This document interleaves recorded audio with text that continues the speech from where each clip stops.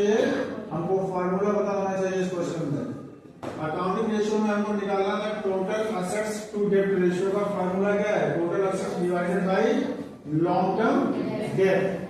Question में क्या था, टोटल असेट्स गिवन थी, हमें कोई प्रॉब्लम नहीं थी, बट लॉन्ग टर्म डेब्ट नहीं दिया गया था, तो लॉन्ग टर्म डेब्ट निकालने के हमने फार्मूला यूज किया।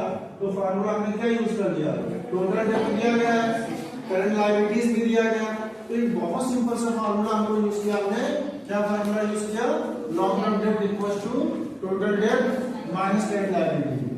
टोटल डेब्ट हमारे पास क्वेश्चन में दिया गया, करंट लायबिलिटी दी गई, सब्ट्रैक्ट कर लिया, तो अब हमारे पास क्या बन गया, हमारे पास निकल गया लॉन्ग टर्म डेब्ट। टोटल असेट दी गई थी, लॉन्ग टर्म डेब्ट से हमने डिवाइड कर दिया और हमारा आंसर आया, है ना। क्योंकि हम लोग पहले से जानते हैं कि जो टोटल डेब्ट होता है, तो टोटल डेब्ट हमारे पास क्या बनता है, ये बनता है नॉन करंट लायबिलिटी यानी एनसीएल प्लस का सीएल। इसका मतलब होता है क्या, नॉन करंट लायबिलिटी और करंट लायबिलिटी को जब हम ऐड करते हैं, तो दोनों को ऐड करने के बाद जो टोटल हमारे पास निकल के आता है उसको हम बोलते हैं टोटल डेब्ट।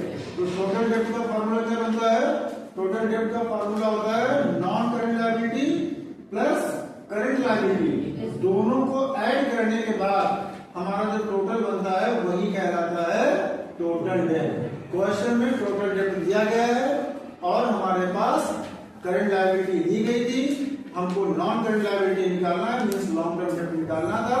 हमने क्या किया, टोटल डेब्ट से करंट लायबिलिटी को सब्ट्रैक्ट कर लिया और फाइनली हमारा लॉन्ग टर्म डेब्ट निकल करके आ गया।